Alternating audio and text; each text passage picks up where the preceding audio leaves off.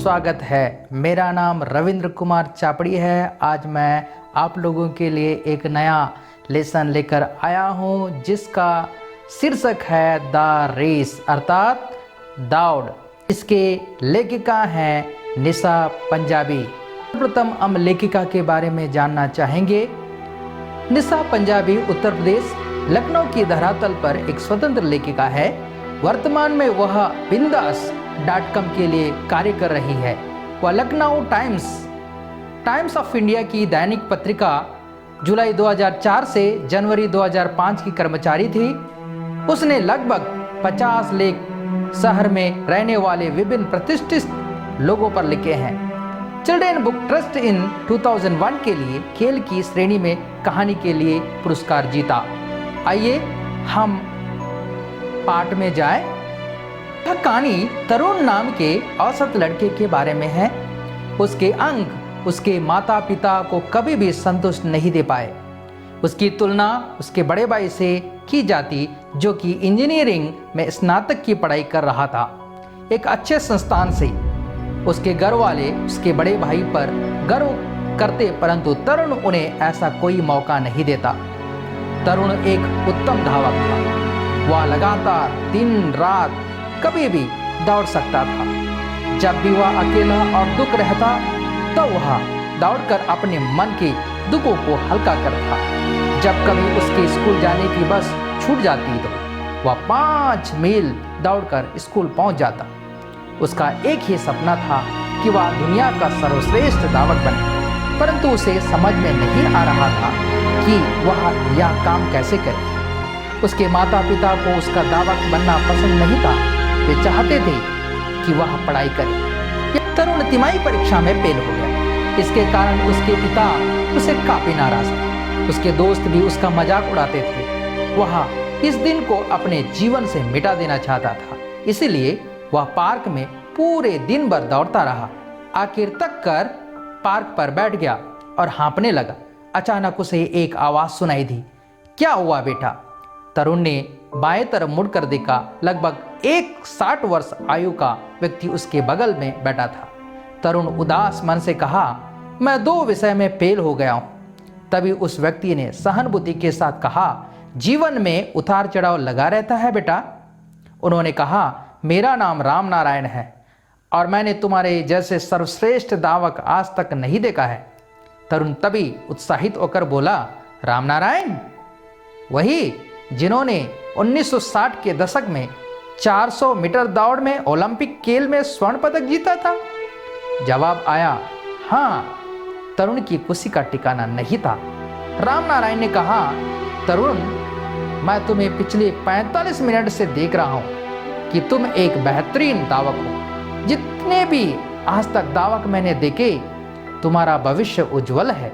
बस तुम्हें इतना करना है कि अपने अंदर की इस ऊर्जा को जगाए रखना है और कोई प्रशिक्षण केंद्र में प्रवेश लेना है। तरुण ने कहा कि प्रशिक्षण शाला बहुत महंगी होती है और मैं बेरोजगार हूँ। इतना कहकर तरुण ने मुस्कुराया। तभी राम नारायण ने गंभीर होकर कहा, मैं तुम्हें प्रशिक्षण दे सकता हूँ, परंतु एक शर्त है। तरुण थोड़ा घबराकर पूछा, क्या शर्त है? तभी राम नारायण ने कहा, बाल दिवस के दिन नेहरू स्टेडियम में दौड़ प्रतियोगिता का आयोजन किया गया है। तुम्हारी उम्र के बच्चे इसमें भाग ले रहे हैं। अगर तुम यह दौड़ जीतते हो तभी मैं तुम्हें प्रशिक्षण देना शुरू करूंगा। हाँ बिल्कुल, तरुण ने मन में सोचा। हाँ, मैं दौड़ में भाग लूंगा। तरुण ने आत्मविश्वास के साथ कहा, ठीक है बेटा, अब ये मेरी जिम्मेदारी है कि तुम्हें दौड़ में प्रवेश कैसे दिलाना है, पर याद रखना तुम्हें यह दौड़ जीतना है। तो तुम अपना नाम बताओ, राम नारायण ने पूछा। तरुण कपूर सर। तरुण, मैं तुम्हें 5 दिन बाद यही मिलूंगा तुम्हारा प्रतिभागी पत्र देने के लिए। All the best, Ram Narayan ने कहा और चले गए। अगले दिन एक नई उम्मीद की किरण जागी। तरुण जल्दी उठ गया, अपना दूध पिया और उसकी माँ के कुछ भी पूछने से पहले कि वह क्या कर रहा है, वह दौड़कर नेहरू स्टेडियम पहुंच गया। दौड़ की जानकारी लेने के लिए वह दरअसल बहुत खुश था। तरुण पूरे जोश के साथ तैयारी में जुट गया। हर दिन वह सुबह 4 बजे उठ जाता और 10 मील दौड़ लगाता। शाम को वह अपने आप को 1000 मीटर दूरी के हिसाब से समय बांध लेता। वह हर काम में दक्षता चाहता था तथा वह किसी का साथ भी चाहता था, इसीलिए उसने अपनी मां को सब कुछ बता दिया। तरुण ने लगातार उत्साह के साथ दौड़ने का अभ्यास 5 दिन तक करता रहा और फिर रामनारायण से मिलने उसने अपना प्रतिभागी पत्र प्राप्त किया। तरुण उस कागज के टुकड़े को टकटकी लगाकर देखता रहा, जो उसके लिए बहुत मायने रखता था। चाहे जो भी हो, उसे यह दौड़ जीतना ही था। वह अपने पिता को यह दिखाना चाहता था कि वह कोई कुल कलंकित नहीं है, बल्कि वह भी जीवन में कुछ कर सकता है। फिर 14 नवंबर का दिन आया। अपनी मां से आशीर्वाद लेने के बाद तरुण पैदल स्टेडियम के लिए निकल गया। भारी भीड़ स्टेडियम के भीतर जाने का इंतजार कर रही थी। तरुण तभी ऑफिस के अंदर गया और सूचना पटल में लिखा था, केवल प्रतिभागी उसका हृदय की गति हर क्षण बढ़ती ही जा रही थी। अंदर और 50 प्रतिभागी दौड़ का इंतजार कर रहे थे। तभी पीछे से किसी ने तरुण का कंधा तपतपाया। हेलो तरुण, वह रामनारायण था। ऑल द बेस्ट, उन्होंने स्नेह से कहा। तरुण मुस्कुराया परंतु कुछ नहीं कहा। सभी प्रतिभागी पंक्ति में खड़े हो गए, एक ही लक्ष्य दौड़ जीतने के लिए। सभी प्रतिभागियों की दोस्त या परिवार के लोग, दर्शक दीर्घ में प्रोत्साहन देने के लिए आए हुए थे। तभी तरुण आश्चर्यचकित हो गए जब उसने अपनी मां को दीर्घ में देखा। उसकी आंखों का डर आत्मविश्वास में बदल गया। सीटी के बजते ही सारे प्रतिभागी अपनी यथाशक्ति से दौड़ पड़े। दौड़ को जीतना सभी प्रतिभागियों का दृढ़ संकल्प था। सभी को पछाड़ते हुए तरुण सबसे तेज भाग रहा था।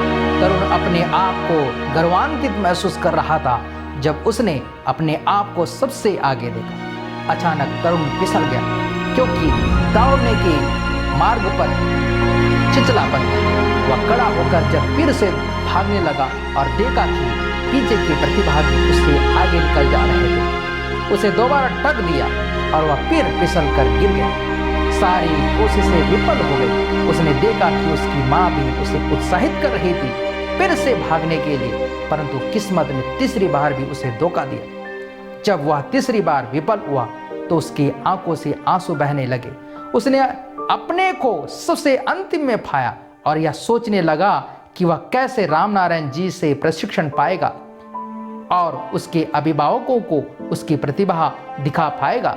जब उसने दर्शकों की ओर निराशा होकर देखा तो उसने पाया कि रामनारायण जी भी उसे भागने के लिए जोश दिला रहे थे। 12 वर्ष का बालक तरुण तीसरी बार उठ खड़ा होकर फिर वह पूरा दम लगाकर दौड़ पड़ा। दर्शक पवन के नाम का उद्घोष कर रहे थे, जो कि रेस जीत चुका था। परंतु अचानक तरुण अचंभित रह गया जब सभी दर्शक उसके लिए चिल्लाने और ताली बजाने लगे। जब वह समाप्ति रेखा आखिर में पार कर रहा था, दर्शक ने उसके साहस और दृढ़ संकल्प की सराहना की। वह अपना सिर शर्म से झुकाकर रामनारायण के पास आया और कहा, मुझे माफ कर दीजिए सर, मैं हार गया। नहीं बेटा, मेरे हिसाब से तुमने अपने जीवन की सबसे कठिन दौड़ को जीता है। तुम्हारे जीवन का दौड़, तुम हर बार गिरते उड़ते गए। तुम असली जीवन के नायक हो। तुम्हारा प्रशिक्षण कल से शुरू। तरुण को अपने कानों पर विश्वास नहीं हुआ और आंखें भर आई। तरुण की मां ने उसे अपने गले से लगाया और कहा, तुम दुनिया के सबसे अच्छे बेटे हो। और तरुण हंस पड़ा।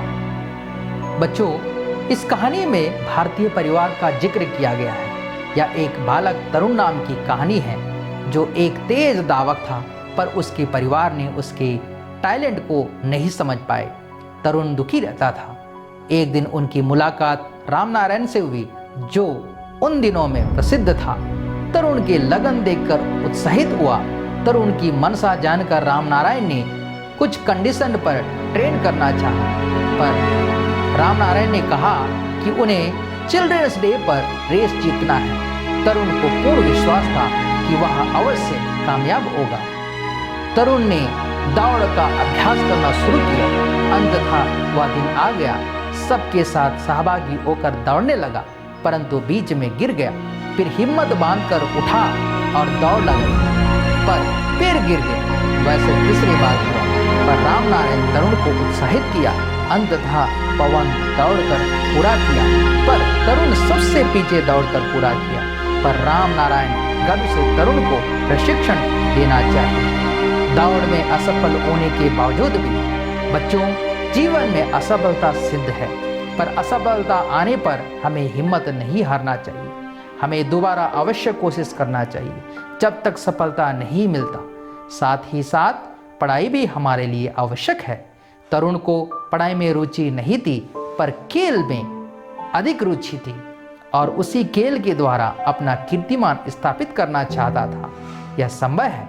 जैसे सचिन तेंदुलकर, अगर आपको खेल में रुचि है तो अवश्य प्रयास करना चाहिए जब तक सफलता नहीं प्राप्त होता, पर पढ़ाई के साथ। परीक्षा में कुछ महत्वपूर्ण प्रश्न पूछे जाते हैं, वे इस प्रकार हैं। How did Tarun release spent of emotions? Whom did Tarun happen to meet in his state of depression? How did that person console him? Have you joined some training school? Ramnarayan asked Tarun.